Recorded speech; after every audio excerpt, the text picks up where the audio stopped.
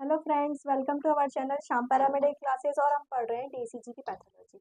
Last class में हम लोग पढ़ रहे थे अरिथमिया। ठीक है, अरिथमिया के हम लोगों ने जो 3 टाइप्स का मैंने अरिथमिया देखा था, एसए नोड, एवी नोड और वेंट्रिकल मसल्स के आधार पर। तो एसए नोड में हम लोगों ने साइनस टेकिकार्डिया और साइनस ब्रेडिकार्डिया के बारे में हम पढ़ चुके हैं।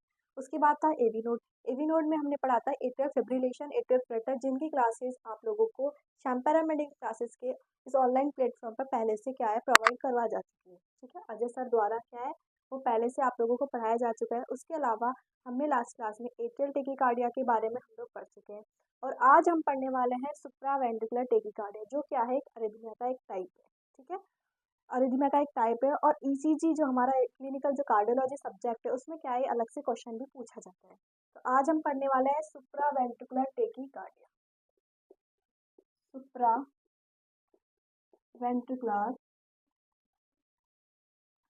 टेकिकार्डिया, जैसा कि आप लोगों को नाम से पता चल रहा है कि सुप्रा वर्ड का मतलब होता है ऊपर की तरफ।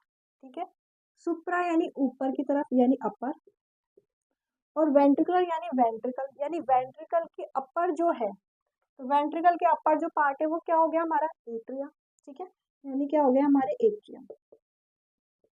ठीक है, जो हमारे वेंट्रिकल के ऊपर क्या प्रेजेंट है एट्रियम, उसकी बात हो रही है। उसमें क्या हो जाए टेकिकार्डिया। टेकिकार्डिया वर्ड का मतलब मैंने आप लोगों को लास्ट क्लासेस में बता चुकी हूँ कि टेकिकार्डिया वर्ड का मतलब होता है जो हमारी हार्ट रेट है वो क्या हो जाए 100 से ज़्यादा हो जाए। ठीक है, यानी टेकिकार्डिया वर्ड का मतलब होगा more than 100 beats per minute, यानी जो हमारी हार्ट रेट है वो क्या हो जाए 100 से ज़्यादा हो जाए। उस कंडीशन को हम क्या बोलते हैं टेकिकार्डिया।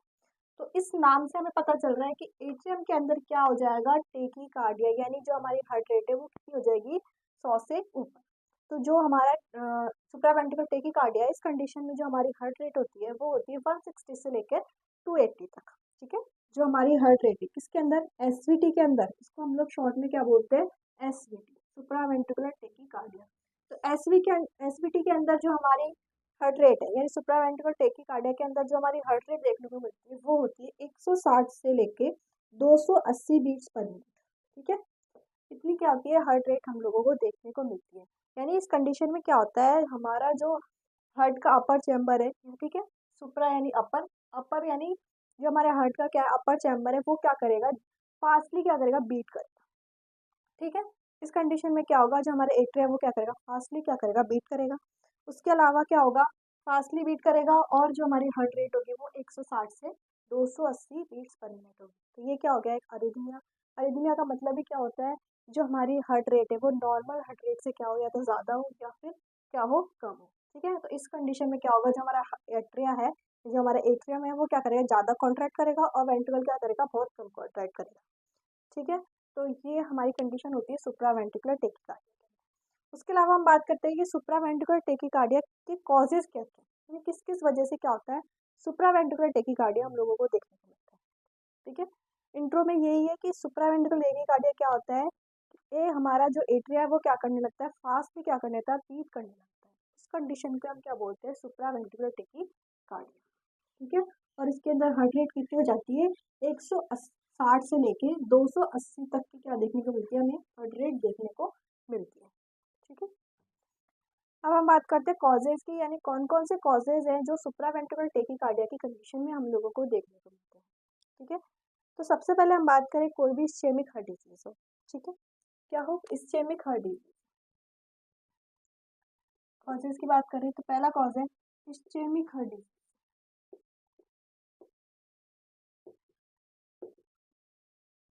ठीक है, अब बात करते हैं इस्चेमिक की। इस्चेमिया यानी हम लोगों ने इस्चेमिया हम लोग क्या लास्ट क्लास में पढ़ चुके हैं। ठीक है, इस्चेमिया हमने पूरा एक वीडियो डाल रखा है इस टॉपिक पे। तो इस्चेमिया का मतलब होता है लेक ऑफ ऑक्सीजन, यानी ऑक्सीजन की कमी हो जाना। ठीक है, ऑक्सीजनेटेड जो ब्लड है उसका कमी हो जाना। ठीक है, कहीं पे भी जो अगर ऑक्सीजन की कमी हो रही है किसी भी टिश्यू पे, ठीक है, तो उसे हम क्या बोलते हैं इस्चेमिया।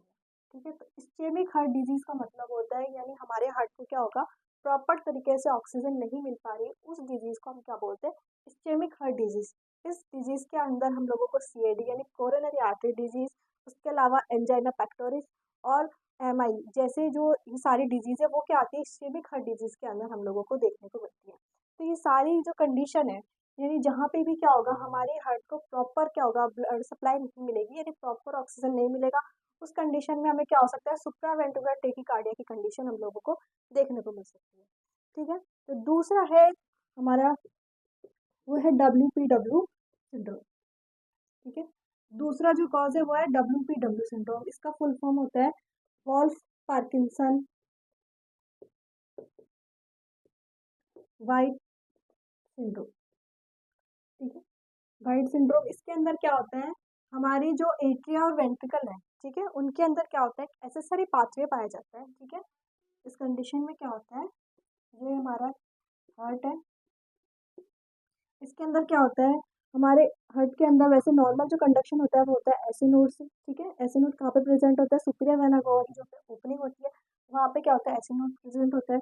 वहाँ से इम्पल्स क्या होती है, 3 इंटरनोडल पाथवे के द्वारा कहाँ जाती है, एवी नोड के पास। ठीक है, एवी नोड से जो इम्पल्स होती है वो होती है बंडल ऑफ फिश, और बंडल ऑफ फिश के बाद क्या आती है, राइट बंडल ब्रांच और पुरकिंजे फाइबर्स में क्या होती है हमारी इम्पल्स।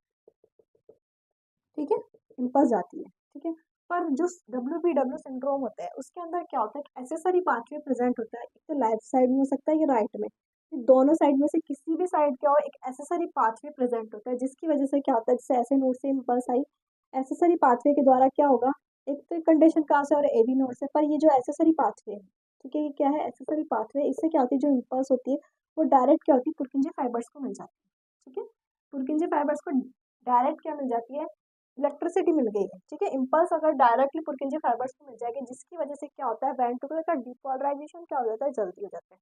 इस कंडीशन को हम क्या बोलते हैं, WPW सिंड्रोम। ये क्या है, कंजेनाइटल हार्ट डिजीज होती है। ठीक है, और जो हमारा क्लिनिकल कार्डियोलॉजी जो सब्जेक्ट है, जो अजय सर द्वारा पढ़ाया जा रहा है आप लोगों को, उसके अंदर ये टॉपिक आप लोगों को उपलब्ध है, WPW सिंड्रोम। तो आप वहाँ पे अच्छे से वहाँ पे समझ सकते हैं उसको। ठीक है, वहाँ पे आप लोगों को पूरा अच्छे से बताया गया है, पूरा वीडियो है उस पर। ठीक है, तो WPW सिंड्रोम क्या होता है, कंजेनाइटल हार्ट डिजीज है, जिसके अंदर क्या होता है, एक्सेसरी पाथवे होता है, जिसके द्वारा क्या होती है, इम्पल्स ऐसे नोड से डायरेक्ट कहाँ पहुंच जाती है, पुरकिंजे फाइबर्स के अंदर। ठीक है, तो ये भी कंडीशन क्या हो सकती है, हमें सुप्रावेंट्रिकुलर टेकीकार्डिया की कंडीशन में हम लोगों को देखने को मिल सकती है। ठीक है, दूसरा जो हमारा कॉज है वो है CAD, कोरोनरी आर्टरी डिजीज। ठीक है, कोरोनरी आर्टरी डिजीज, जिसके अंदर क्या होता है, कोरोनरी आर्टरी जो होती है, ठीक है, जो कोरोनरी आर्टरी होती है उसके अंदर क्या होता है, फैट या कोलेस्ट्रॉल का क्या होता है, एक्यूमुलेशन हो जाता है, जिसकी वजह से क्या हो जाता है, ब्लड फ्लो कम हो जाता है। ब्लड फ्लो कम होने की वजह से मायोकार्डियम सेल होती है, वहाँ पे क्या हो जाता है, वहाँ की सेल जो है वो क्या हो जाती है, डेथ होने लगती है, वहाँ पे ऑक्सीजन प्रॉपर नहीं मिलेगा, तो हमारा जो हार्ट है, ठीक है, वो क्या करेगा, कॉन्ट्रैक्शन या तो कम करेगा, या क्या करने लगेगा, कॉन्ट्रैक्शन ज़्यादा करने लग जाएगा। किसकी वजह से, क्योंकि ब्लड फ्लो कम हो गया। ठीक है, तो उसकी वजह से क्या होगा, वहाँ पे जो हमें रिदम है, यानी जो हमारी हार्ट रेट है वो क्या हो जाएगी, एबनॉर्मल हो जाएगी। उसकी वजह से क्या होगी, एबनॉर्मल हार्ट रेट हम लोगों को देखने को मिलेगी। ठीक है, उसके अलावा अगर हम बात करें कॉजेज की, वो है थायरोटॉक्स।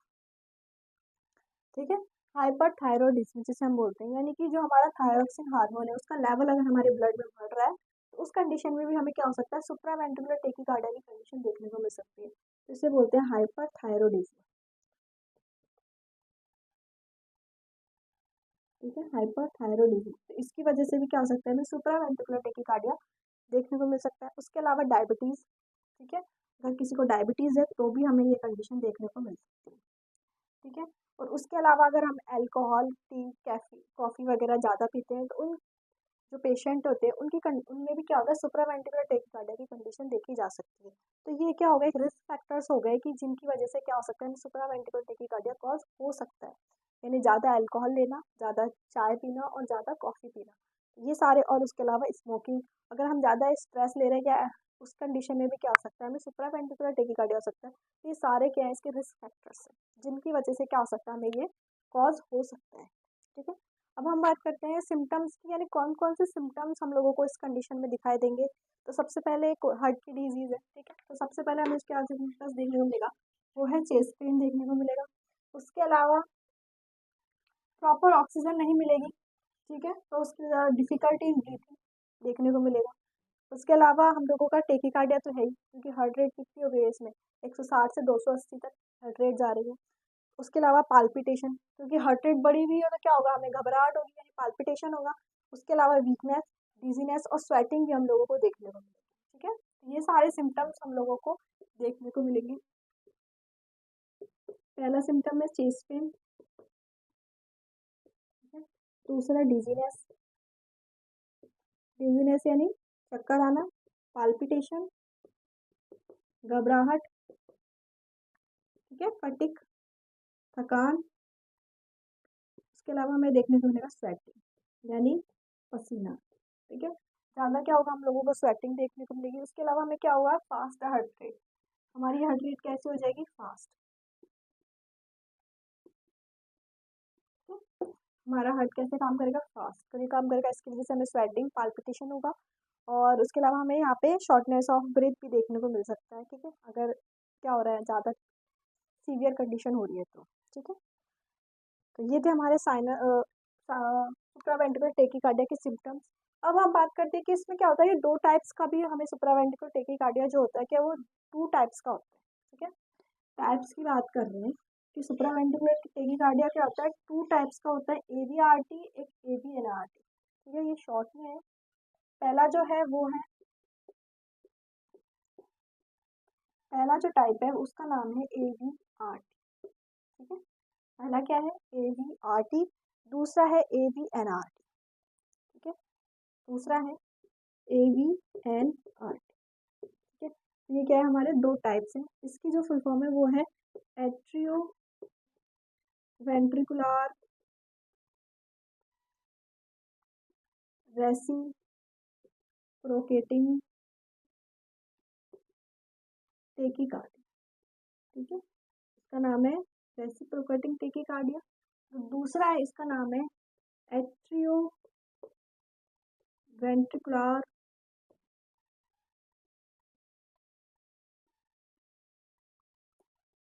नोडल,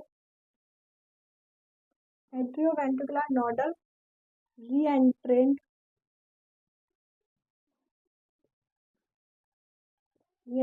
टेकीकार्डिया, ठीक है। तो ये क्या हो गया, इसके 2 टाइप्स हो गए। अब हम बात करते हैं पहले टाइप की, इसकी एवीआरटी की बात करते हैं। तो एवीआरटी में क्या होता है, जैसे कि हमने WPW सिंड्रोम में देखा था कि एक्सेसरी पाथवे प्रेजेंट होता है जिसके द्वारा क्या होता है, हमें डायरेक्टली क्या होती है, जो इम्पल्स है वो पुरकिंजे फाइबर्स को मिल जाती है। सेम कंडीशन हमें देखने को मिलती है एवीआरटी, ठीक है, यानी एट्रोवेंट्रिकुलर रेसिप्रोकेटिंग टेकीकार्डिया में हमें सेम कंडीशन देखने को मिलती है कि ऐसे नोड से क्या हुई, इम्पल्स आई एबी नोड के पास, ठीक है। अब क्या होगा, इसमें एबी नोड से डायरेक्ट इम्पल्स किसको मिल जाएगी, इसको मिल जाएगी, ठीक है। एबी नोड से क्या हो जाएगी, इम्पल्स किसको मिलेगी, एक्सेसरी जो पाथवे है उसको मिलेगी, क्या मिलेगी, इम्पल्स मिलेगी, ठीक है। पर इस कंडीशन में क्या होता है, जो पाथवे होता है एक्सेसरी पाथवे वो लेफ्ट साइड में होता है, ठीक है, किसमें होता है, लेफ्ट साइड में क्या होगा, एक एक्सेसरी पाथवे पाया जाता है, जिससे क्या होता है एबी नोड से डायरेक्ट जो इम्पल्स है वो किसको मिल जाती है, एक्सेसरी पाथवे, और ये क्या है, एक्सेसरी पाथवे, ठीक है, यानी एक एक्स्ट्रा रास्ता है, ठीक है, एक एक्स्ट्रा पाथवे जिसके द्वारा क्या हो, इम्पल्स पुरकिंजे फाइबर्स तक मिल जाए। नेसेसरी मतलब एक्स्ट्रा, यानी क्या है, हमारे पास एक एक्स्ट्रा पाथवे, एक एक्स्ट्रा रास्ता है, ठीक है, जैसे नॉर्मली हमारा रास्ता सीधा आ रहा है पर हमें क्या हो, एक एक्स्ट्रा रास्ता है यानी छोटी है, जिससे क्या हो, हम जल्दी से क्या, मुझे शॉर्टकट जिसे हम बोल सकते हैं कि एक शॉर्टकट है जिसके द्वारा क्या हो रहा है, जो जिसके द्वारा पुरकिंजे फाइबर्स में क्या हो रही है, इम्पल्स पहुंच जा रही है, जिसकी वजह से क्या होगा, जो वेंट्रिकुलर है उसका डीपोलराइजेशन जल्दी हो जाएगा। इस कंडीशन में जो होगा, डीपोलराइजेशन जल्दी होने की वजह से हमारा क्यूआरएस कॉम्प्लेक्स जो है वो नैरो देखने को मिलेगा, ठीक है, इस कंडीशन में हमारा जो क्यूआरएस कॉम्प्लेक्स है वो नैरो देखने को मिलेगा, ठीक है, क्योंकि इम्पल्स क्या है, जो एसेसरी पाथवे यानी जो एक्स्ट्रा हमारे पास क्या है, रास्ता है, उसके द्वारा इम्पल्स क्या हो रही है, पुरकिंजे फाइबर्स, ये क्या है, पुरकिंजे फाइबर्स है, पुरकिंजे फाइबर से जहाँ पे क्या पहुंच जाएगी, इम्पल्स पहुंच जाएगी, और हमारी जो क्या बोलते हैं, वेंट्रिकुलर का डीपोलराइजेशन जल्दी हो जाएगा। डीपोलराइजेशन जल्दी होने की वजह से जो हमारा क्यूआरएस कॉम्प्लेक्स है वो नैरो दिखाई देगा, ठीक है। ये कंडीशन किसमें होती है, एट्रोवेंट्रिकुलर रेसिप्रोकेटिंग टेकीकार्डिया में क्या करते हैं, जो इम्पल्स है वो एसी नोड से एबी नोड पे आ रही है, एबी नोड से ये क्या है, बंडल ऑफ फिश है, बंडल ऑफ फिश की बात क्या होती है, ये लेफ्ट बंडल ब्रांच है और ये क्या है, हमारा राइट बंडल ब्रांच। तो इसमें इम्पल्स जाके पुरकिंजे फाइबर्स में जाती है, पर एक्सेसरी पाथवे द्वारा क्या हो रही है, डायरेक्ट पुरकिंजे फाइबर्स में पहुंच रही है। तो इसके द्वारा क्या बन रहा है, लूप जैसे क्या बन रहा है, संरचना बन रही है, ठीक है, क्योंकि इसमें से यहाँ पे से भी आ रही है इम्पल्स, यहाँ से भी आ रही है, तो क्या बना रही है, लूप बना रही है। ठीक है। तो इस कंडीशन को हम क्या बोलते हैं, एट्रोवेंट्रिकुलर रेसिप्रोकेटिंग टेकिकार्डिया। और इस कंडीशन में जो क्यूआरएस कॉम्प्लेक्स होगा वो हमें देखकर हमें देगा नैरो, ठीक है, क्योंकि वेंट्रिकल की डीपोलराइजेशन जल्दी होने की वजह से। ठीक है, ये किसका क्या हो गया, सुप्रावेंट्रिकुलर टेकिकार्डिया का एक ईसीजी मेन ईसीजी क्राइटेरिया हो गया कि क्यूआरएस कॉम्प्लेक्स कैसा देखने को मिलता है, नैरो। ठीक है, अब हम बात करते हैं दूसरा जो इसका टाइप है एवीएनआरटी, यानी एट्रोवेंट्रिकुलर नोडल रीएंट्रेंट टेकिकार्डिया। ठीक है, अब इस कंडीशन में क्या होगा, इस कंडीशन में जैसे कि हमारा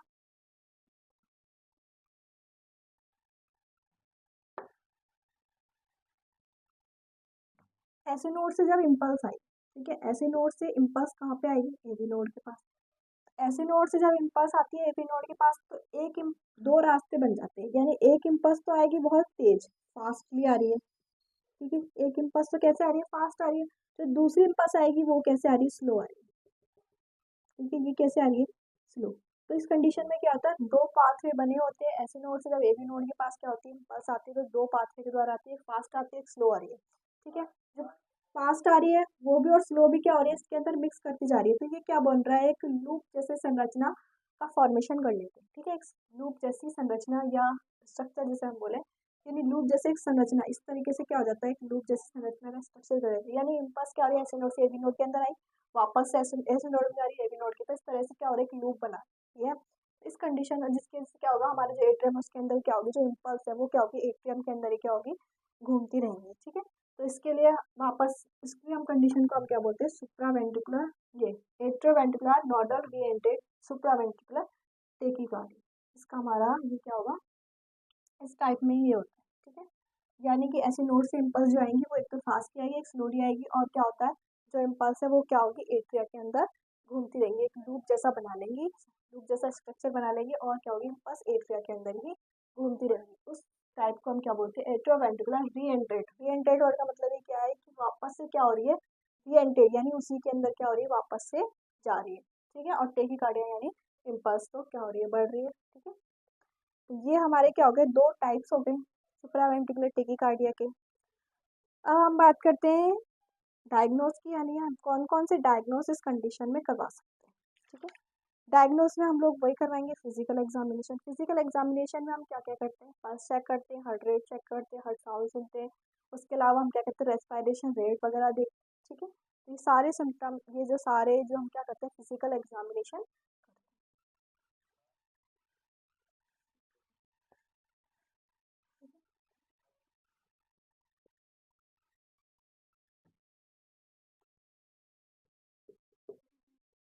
डायग्नोस, डायग्नोस में हम सबसे पहले क्या करेंगे, फिजिकल एग्जामिनेशन। ठीक है, फिजिकल एग्जामिनेशन में हम क्या करेंगे, हार्ट साउंड सुनते हैं, रेस्पिरेशन रेट, उसके अलावा पल्स। ठीक है, ये सारी चीज़ें हम क्या करते हैं, फिजिकल एग्जामिनेशन में करते हैं। उसके अलावा हम क्या करेंगे, ईसीजी, जो कि हमारा मेन सब्जेक्ट है, तो ईसीजी तो करनी है। उसके अलावा हम क्या करवा सकते हैं, चेस्ट एक्सरे। ठीक है, चेस्ट एक्सरे और इकोकार्डियोग्राफी। इकोकार्डियोग्राफी क्या होती है, साउंड वेव्स का यूज़ करके हम क्या करते हैं, हार्ट की इमेज ली जाती है, इसे हम क्या बोलते हैं, इकोकार्डियोग्राफी। ठीक है, ये सारे जो डायग्नोस है वो हम लोग करवाएंगे। अब डायग्नोस में हमने ईसीजी करवाया, अब हम देखेंगे ईसीजी में हमें क्या क्या जो चेंजेस है वो देखने को मिले।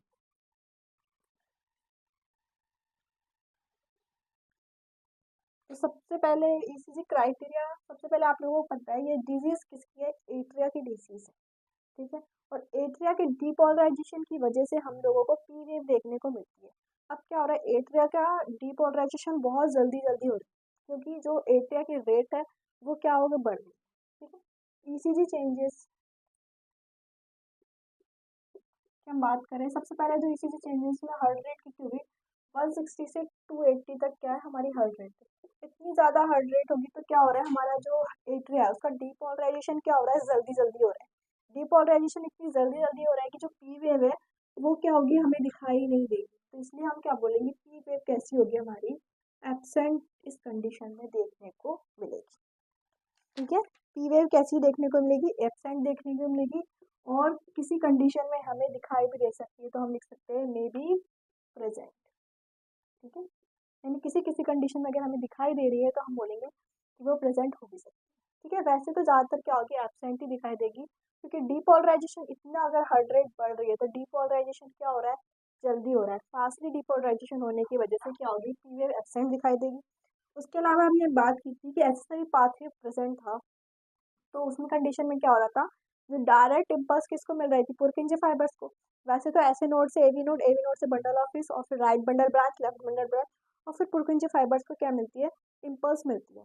पर क्या हो रहा था, ऐसे सारी पाथवे यानी एक्स्ट्रा जो रास्ता था उसके द्वारा क्या होती है, इम्पल्स डायरेक्ट क्या मिल रही थी, शॉर्टकट के द्वारा पुरकिंजे फाइबर्स को मिल रही थी, जिसकी वजह से क्या हो रहा था, वेंट्रिकल का डीपोलराइजेशन जल्दी हो गया था। तो वेंट्रिकल का डीपोलराइजेशन जल्दी होने की वजह से जो हमारा क्यूआरएस कॉम्प्लेक्स है, क्योंकि वेंट्रिकल डीपोलराइजेशन की वजह से क्या होता है, क्यूआरएस कॉम्प्लेक्स का फॉर्मेशन होता है, तो वो क्या हो जाएगा, नैरो देखने को मिलेगा। नैरो यानी सकड़ा हम लोगों को देखने को मिलेगा। ठीक है। यानी कि जो नॉर्मल ड्यूरेशन होता है वेंट्रिकल का, वो होता है 120 मिली सेकेंड। ठीक है। नॉर्मल जो ड्यूरेशन होता है वो 120 मिली सेकेंड होता है। इससे क्या देखने को मिलेगा, हमें कम देखने को मिलेगा। ठीक है। तो लेस देन कितना देखने को मिलेगा, 120 ml। इससे हम लोगों को जो क्यूआरएस कॉम्प्लेक्स है उसका ड्यूरेशन कम देखने को मिलेगा। तो ये इसका क्या हो गया, मेन ईसीजी क्राइटेरिया हो गया। ठीक है। एक तो नैरो देखने को मिलेगा और पी वेव हम लोगों को एब्सेंट देखने को मिलेगी। उसके अलावा क्या हो सकता है, जो टी वेव है, ठीक है, टी वेव भी हमें क्या हो सकती है, एबनॉर्मल दिखाई दे सकती है। ठीक है। एबनॉर्मल दिखाई दे सकती है, नॉर्मल भी दिखाई दे सकती है और एबनॉर्मल भी दिखाई दे सकती है। ठीक है। तो इसमें क्या होगी, एबनॉर्मल। ठीक है। अब हम बात करते हैं ईसीजी, जो हम लोगों को किस तरह से दिखाई देगी। नॉर्मल जो हमारी ईसीजी होती है वो इस तरह से दिखाई देती है। ठीक है। ये क्या है, हमारी नॉर्मल ईसीजी है, P Q R S T, P Q R S T. ठीक है। ये क्या है, हमारी नॉर्मल ईसीजी। क्या है, नॉर्मल ईसीजी।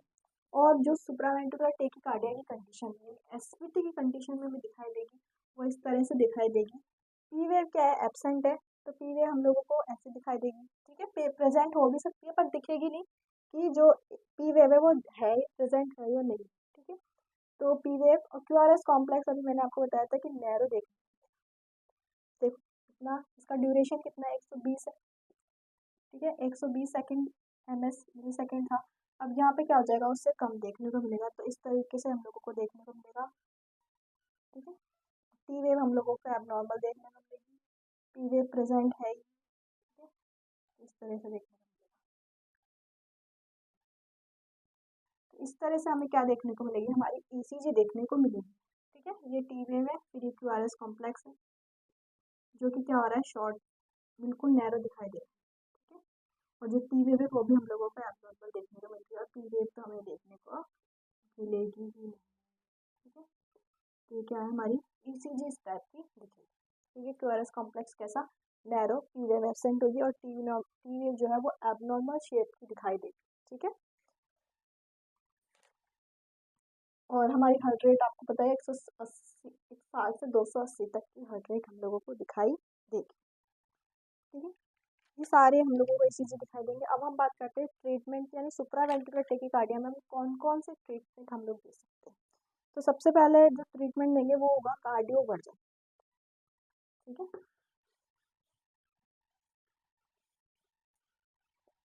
कार्डियोवर्जन एक प्रोसेस होता है जिसके द्वारा क्या करते हैं हम, जो हमारी बढ़ी हुई हार्ट रेट है उसको क्या करते हैं, नॉर्मल हार्ट रेट में कन्वर्ट करने के लिए एक प्रोसेस है, जिसके द्वारा हम क्या करते हैं, डिफिब्रिलेटर आता है, प्रेस जैसा आता है, दो प्रेस जैसा आता है, उसके अंदर क्या होता है, करंट होता है, जिसको क्या करते हैं हम लोग, जो पेशेंट है उसके हार्ट में उसको क्या करते हैं, करंट दिया जाता है, जिसके द्वारा क्या होता है, जो बढ़ी हुई हार्ट रेट है उसको क्या कर देते हैं, नॉर्मल कर देते हैं। इसे हम डिफिब्रिलेशन भी बोल सकते हैं।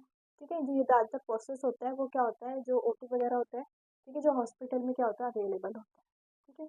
इसे हम बोलते हैं कार्डियोवर्जन, यानी कि जो हमारी बढ़ी हुई हार्ट रेट है उसको नॉर्मल हार्ट रेट में कन्वर्ट करने के लिए हम क्या करते हैं, उसे डिफिब्रिलेशन के द्वारा, डिफिब्रिलेटर के द्वारा क्या करते हैं, इलेक्ट्रिक शॉक देते हैं।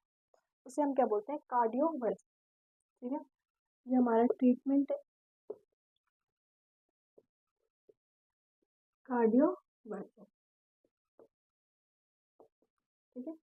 उसके अलावा जो हम इसमें ट्रीटमेंट देंगे वो होगा, ड्रग्स देंगे। ठीक है। ड्रग्स के अंदर हम क्या देंगे, एंटी अरेथमिक ड्रग्स, क्योंकि हमें क्या हुआ है, अरेथमिया हुआ है। अरिदमिया के अंदर हम क्या देंगे, एंटी अरिदमिक ड्रग्स देंगे। इसमें क्या होती है, 5 क्लास होती है एंटी अरिदमिक ड्रग्स की, ठीक है।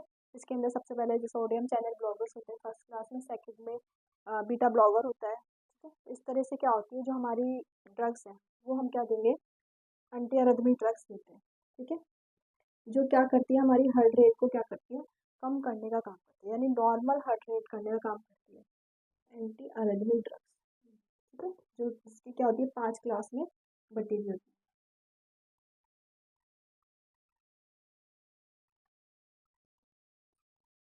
है एंटी अरिदमिक,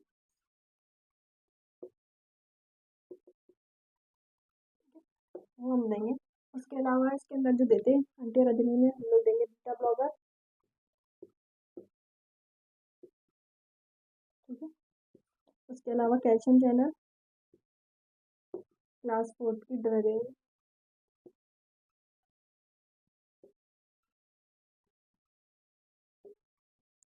ठीक है। तो ये हम लोग क्या देंगे इसके अंदर।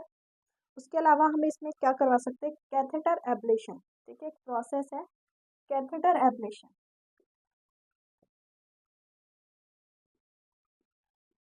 कैथेटर एब्लेशन इस कंडीशन में क्या हम क्या करते हैं, जो हमारा इलेक्ट्रिकल जो एसेसरी पाथवे था, इलेक्ट्रिकल एसेसरी पाथवे था, यानी कि हमने जो पढ़ा था ईवीआरटी में, ठीक है।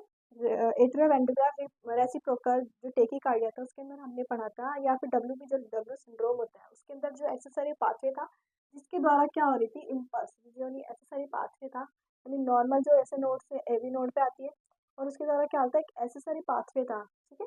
इसके द्वारा क्या हो रही थी, जो इम्पल्स है वो डायरेक्ट पुरकिन के फाइबर्स को जा रही थी, ठीक है। डायरेक्ट पुरकिन के फाइबर्स को जो इम्पल्स दे रहा था उस एक्सेसरी पाथवे को क्या करते हैं, डिस्ट्रॉय करने का काम करते हैं। उस प्रोसेस को हम क्या बोलते हैं, कैथेटर एब्लेशन। इस कंडीशन में क्या करते हैं, जो एसेसरी पाथवे उसको क्या कर दिया जाता है, डिस्ट्रॉय कर दिया जाता है, यानी खत्म कर दिया जाता है, उसको हम क्या बोलते हैं, कैथेटर एब्लेशन। इस प्रोसेस को हम क्या बोलेंगे, कैथेटर एब्लेशन, ठीक है। यानी जिस भी कंडीशन में क्या हो, एसेसरी पाथवे, तो ये जो ट्रीटमेंट है हम WPW सिंड्रोम में भी दे सकते हैं, और सुप्रावेंट्रिकुलर टेकीकार्डिया में तो हम लोग देंगे, ठीक है।